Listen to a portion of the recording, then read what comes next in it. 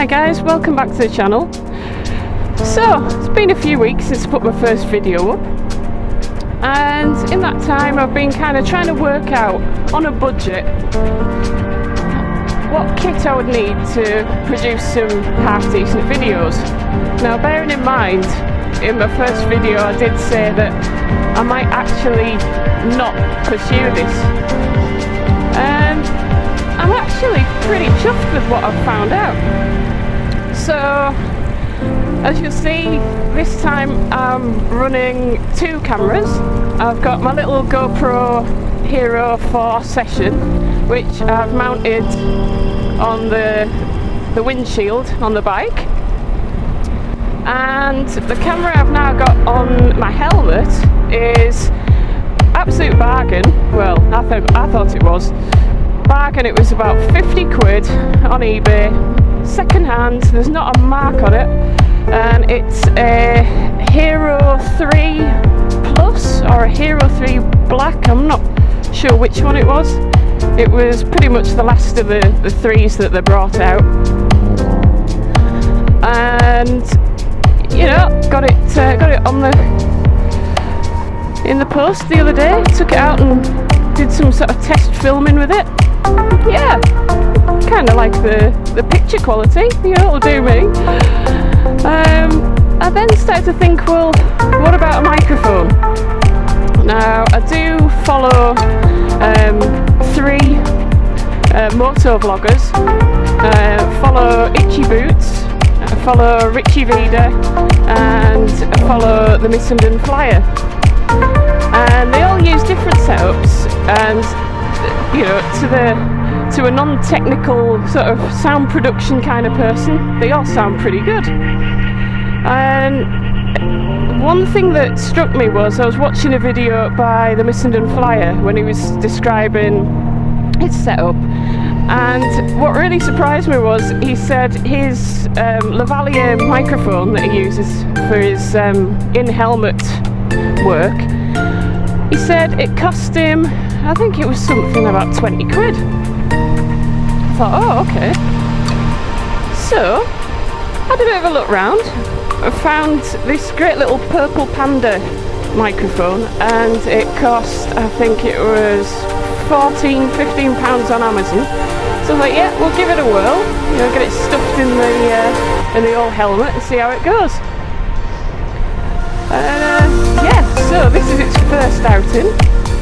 Apologies if I'm shouting a bit. I'm not really sure about the sound levels, but yeah, moving on from the kit that I bought. I've actually managed to, this is going to be my first little ride out since the COVID rules changed. It's a bit ambiguous as to, you know, what stay local means. I'm in Cumbria, and I'm definitely keeping out of the Lake District because it's just asking for trouble, if you ask me. It's going to be really busy. Folk are going to be, it'll be the first time they've been out in months. Everywhere's going to be sort of packed out. And I thought, well, ooh, nice bit of gravel on the road there. Try and avoid that. I just thought, well, hang on. I'm based in Carlisle. We've got some really great little sort of back roads just 5-10 minutes from my house. So I thought, yeah, let's bomb out by Bruff by Sands and sort of the English side of the Solway coast, because from what I gather, I still can't go to Scotland, which you can probably just about pick up on the GoPro there. It's over there, it's about 9 miles away. So thought we'll have a little bit of a run out, test all the gear, and yeah, just have some of my random musings as we go. So here we are. This is Bruff by Sands. Lovely little place. It does look like it says Berg by Sands, but being a Cumbrian, we always like to pronounce everything slightly quirkily, and if you hear us talking about Bruff, then this is Bruff. It's quite an interesting place. We've got, look over there, we've got a Norman church. I'll have to have a bit of a look at that on the way back. It was built on top of a Roman fort, which I believe was called Abalaver, something like that. It was Roman. But it's also the site around here where Edward I, former King of England, he died on Brough Marsh, which is just about half a mile away from here. And if memory serves correctly, I think there is a statue. Yeah, let's just have a look. Yeah, there we go. So, yeah, Edward I, also known as Longshanks or the Hammer of the Scots.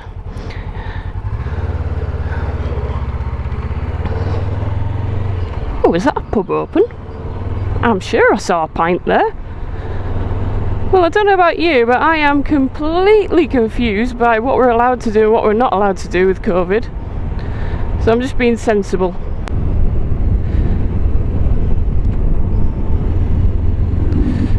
This is Brough Marsh. And if anyone's familiar with the Brough Marsh alien story, you'll recognise it. If you're not familiar, basically going back, I think it was possibly the 60s or 70s, somewhere around there, there's a local fella took his I think it was his daughter, took her out for a little walk along the Brough Marsh, as you do, lovely place, and took a photograph. Nice picture, you know, just a little shot of his daughter just with the marsh in the background. Never thought anything of it, you know, just another family photo. And when he got it back, when he got the film developed, it turned out there was something rather strange on the photograph. And when he looked at it, the only thing that you can honestly say, and I've seen the picture myself, the only thing you could really say is it looks like a spaceman or an astronaut is stood directly behind her. And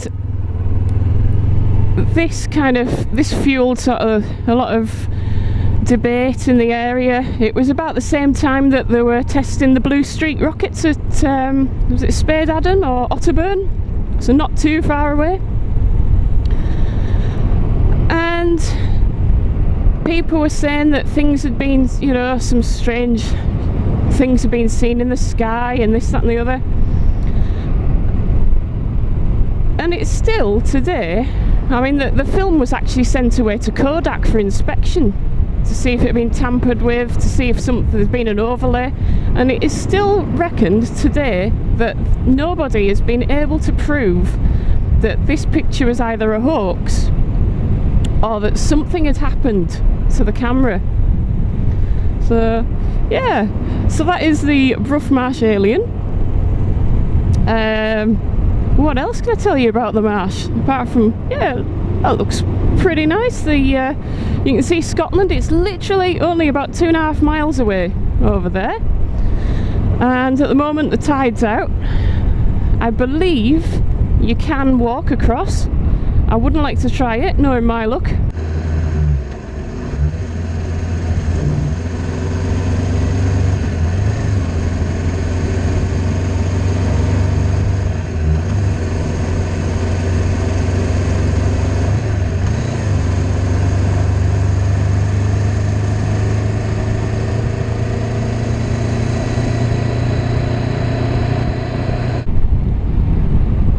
The stretches of Hadrian's Wall are along here. You'll find some walkers, almost on cue, that lady there.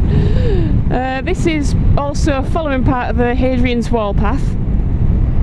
If you're into cycling as well, I think it's, if you look on the Sustrans website, it's Route 72. Yeah, it is, there we go. I think it's also referred to as Hadrian's Cycleway. which I believe starts in Ravenglass and goes all the way up and over and round to South Shields.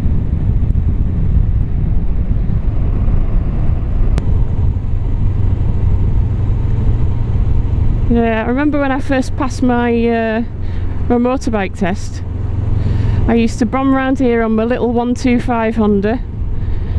I just, I could spend hours out along by this coastline.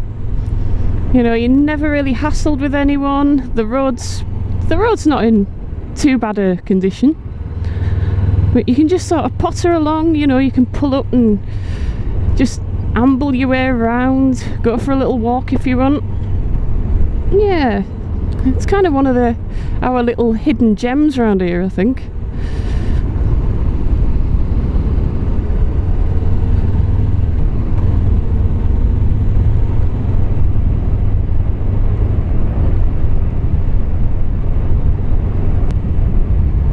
Yeah, oh look at that. Oh look at that, that is a fantastic view. God, I miss going around that side of the Solway. If you ever get the chance, if you're ever in the area and you fancy a nice sort of back road to sort of bimble along on, definitely say head round past, get through Dumfries and pick up the coast road. New Abbey, Kipford, all around there, just absolutely stunning. But until COVID and all of this does one and leaves us alone, I'll be happy to make do with this side of the border.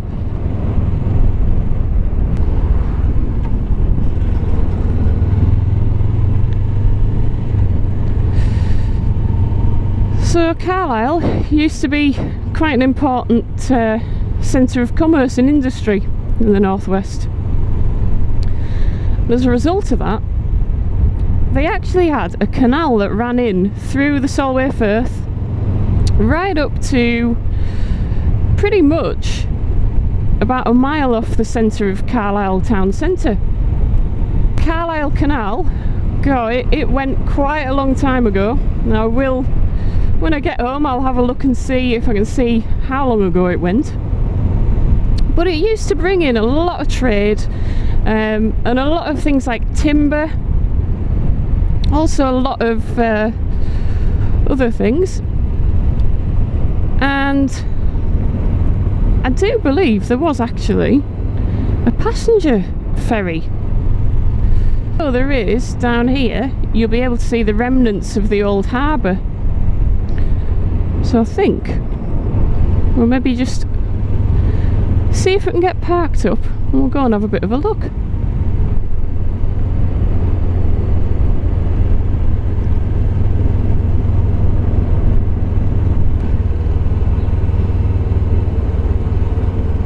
Right, can we get parked anywhere on here? Oh, I think we can. Here we go. So here we are. This is what used to be Port Carlisle. You can kind of see this would have been sort of the dock where the boats would come in. You can see the remnants of the old harbour wall, I suppose, there. You just see all the way around there. Apparently they used to bring in not only timber, like I was saying before, but they used to bring in a lot of grain for the feed mills and for some of the food factories in Carlisle. Chiefly, the first one I can think of would be Carr's Biscuits, which incidentally is where the canal finished. That was its terminus in Carlisle. It was actually quite short-lived. I believe it was somewhere around 1853 that the canal was drained and replaced by a railway service. And that railway service used to run out to Drumbrough, which we passed through earlier on. And that used to serve as a link for Scandinavian migrants that were going to be shipped over to the US and Canada.